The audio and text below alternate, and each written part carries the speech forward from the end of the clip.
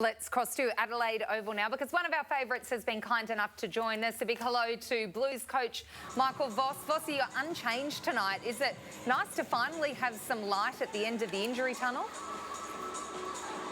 A less stressful week, that's for sure. Certainly the days didn't change so much. Sometimes you walk in, you're not sure what's going to happen throughout the day and what you do. But yeah, nice to be settled. Obviously had some key inclusions that have come back in the last couple of weeks, and a few jobs were done very well last week, so we get to pick the same side.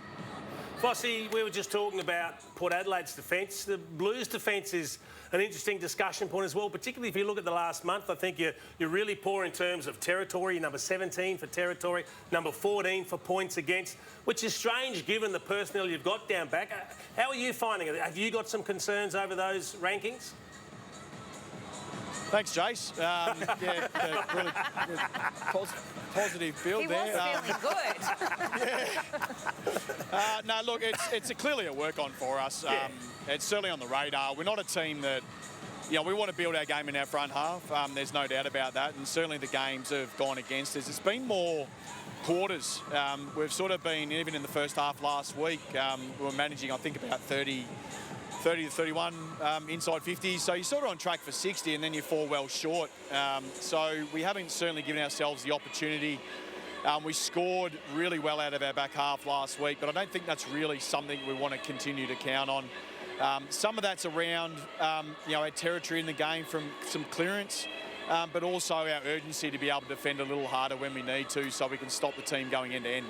Moving on from doom and gloom Dunstall, Patrick Cripps in the forward half. How have you seen that evolving? He's kicked 8 goals too so far this year. Only kicked the 9 last year. Are you happy with how that's going? Are you looking to do a bit more of this? Yeah, we are. And certainly it's something that's probably more afforded to us by playing the one ruck, and obviously there's lots of discussion around whether we play 2 or we play 1.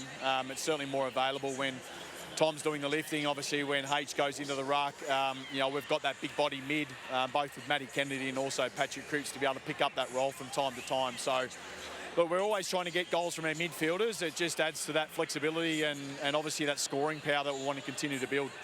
Fossey, you mentioned some roles that players played last week. One of them was Alex Cincotti. You've uncovered him as a bit of a run-with defensive type. I'm not going to ask you who he's going to go to tonight, so I'll ask you this. Who are you most worried about for Port Adelaide? Horne-Francis, Zach Butters, or someone like a Dan Houston?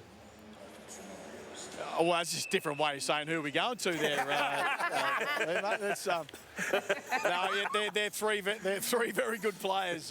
So clearly they provide maximum damage, and they're very different in the way they go about it, clearly. When you look at Horne-Francis, he's very explosive and powerful around contest. Obviously, we know what he can do. He's threat forward of the ball as well. Butters, I've had a fair bit more to do with, and he sort of gets you almost by 1,000 cuts. He sort of is able to sort of skirt the packs and looks for the loose ball and links them up in the chain. So, and then obviously Dan is that guy who sweeps around the back. So we certainly don't want them to be the top 3 players on the ground tonight, that's for sure.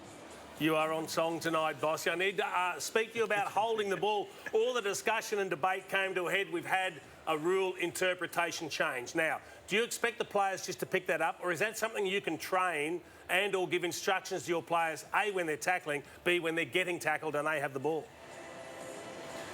Yeah, it's certainly been a hot conversation. We're fortunate that we have the umpires come out to our training every single week, so we're able to, I guess, tap into the way they're seeing things, and if there's something that we're doing wrong that we need to continue to educate, and it's something that we hold really highly within our training environment. So again, we took the opportunity to be able to do that this week. Obviously some of the information came out. We haven't really had a chance to train it because we've only had a 5-day break, but Port Adelaide are in the exact same boat, so we'll use the vision as reinforcement. But also there's no excuses for us as well. We want to be able to apply pressure on the opposition, and if that means we get a few extra opportunities to be able to get some free kicks, then we'll get after it pretty hard.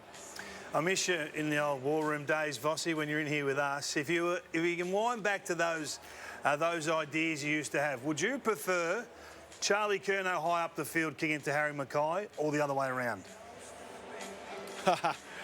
I'll take 50-50. Can I do that? Yeah, look, they've got to take their turn. One of the things we're trying to obviously continue to build and reinforce within our system is trying to get them isolated, and So they have to take their turn, depending on what the match-up and whether they're on fire or, you know, what role they have in the game. So, you know, we want to make sure that they can work in isolation. If they're kicking to each other, that's a good thing rather than being in the same contest. We've worked pretty hard at it and they have such a great relationship. So I'd like to think we can go to both, depending on the scenario. Vossy, you've been on fire tonight. Always great to have a chat with you on Fox Footy. Best of luck for the clash. I hope it carries on, guys, for the rest of the night. So. Good luck, mate. Thank you. Cheers. It will